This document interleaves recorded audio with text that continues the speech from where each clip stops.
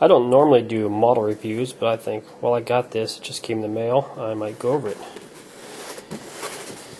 It is the AMT 62 Pontiac Catalina. It's showing there's a drag car. On this side it's also showing what the original car looked like and the date that was taken and stuff. Plus some type information about the drag tires, and then there's also the custom version that you can also build it as. That's originally why I got this, is I figured it would have all sorts of goodies. The breakdown on the bottom here. We'll open this up in a second, give you an idea what's included. So I thought I'd show you the outside of the box like all the pros do. It is a, I assume this has got to be a skill level 2 or something, does it say?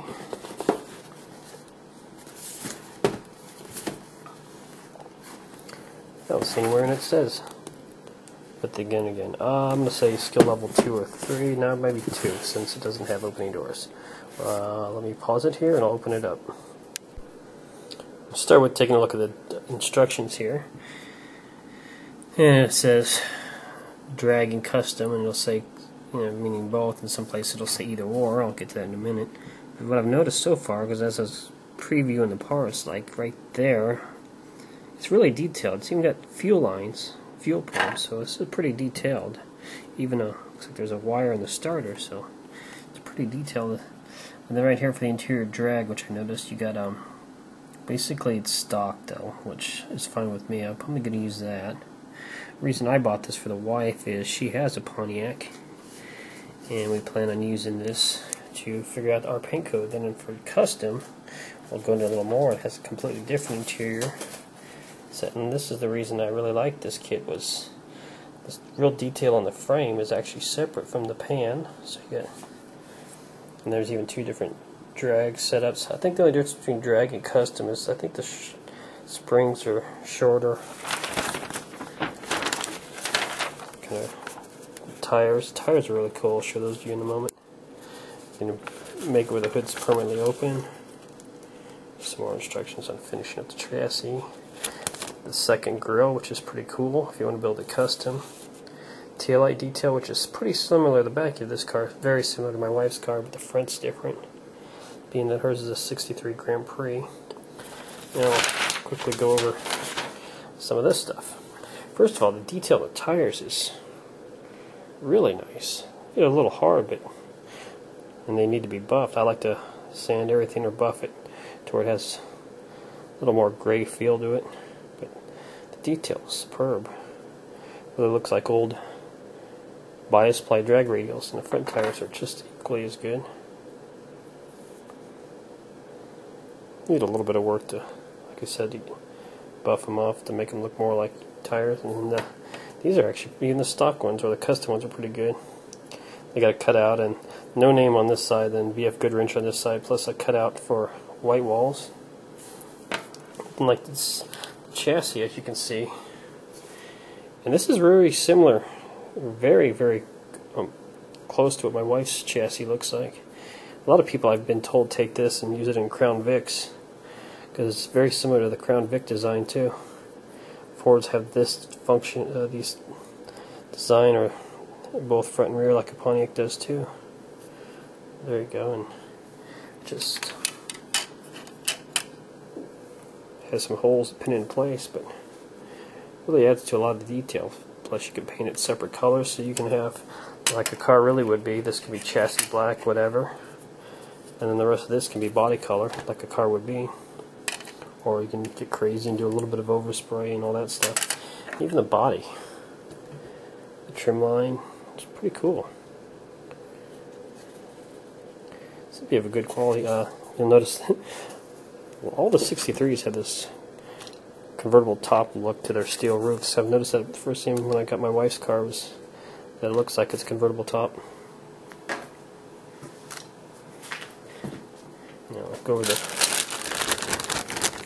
the motor build here. Looks like it's got headers, which are really rare for these cars because they're rear steer cars. Not much room for them. Most headers you can get for it. And this is a 421 Super Duty, which in 62 would have been You had to bend somebody to get one of those. Not really ready available, and it's got super detail in the upper lower control arms and that. Let's see, this is the stock interior in here, which even head detail. You could almost build it without the valve covers on it. Yeah, stock interior back there, but this is what I was surprised by, is that you can actually put a nice tuck and roll, and it's a complete, another set complete interior, side panels and everything. I could put tuck and roll in one of my derby car models. There's the white wall feature, which I like. My wife hates white walls. I think they're cool. And chrome pieces. There's the custom grill with the custom headlight bezels. Valve cover, steering wheel. Steering wheel, I'll show you the steering wheel in a moment. Rearview mirror is super detailed too. Shifter.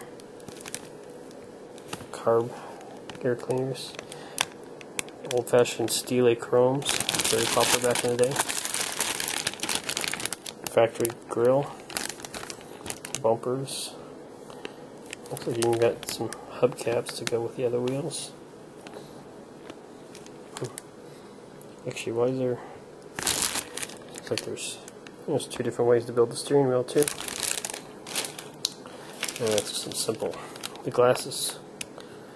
There's the steering wheel, that's actually what my wife's steering wheel looks like. It's all rotten and whatever, but the outside, the outer ring was, yeah, it was clear. The centerpiece is the tan of the interior, but the outer ring of the steering wheel was clear like they did back then. Nice headlight pieces for detail. Custom ones. Custom and stock taillights.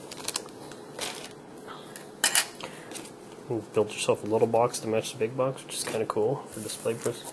And the decals, which another thing it has is this, I thought, what's this piece of clear plastic? But it's so you can put quarter windows in it if you want, which is kind of a cool idea. And most of this is just the drag details. I think there's one in there for the dash, but yeah. Actually, overall, this is a really good model. I like it. What we're going to be doing with it is she's going to be able to experiment with this. She's not sure on interior and body color. So, you know, we can shoot this a few different colors. You know, well, that's amazing, because that's what the radiator hold down looks like. Almost looks like a mini span shroud. It's probably a little bit of a guard to protect you, but that's all that really holds the radiator in her car too. I didn't notice the turn signal indicators that fit up there too. Well, there you go. It's a pretty darn good kit. I picked up this from Faithful 1972, I believe is this title on YouTube, but there you go. Overall, good model. See ya.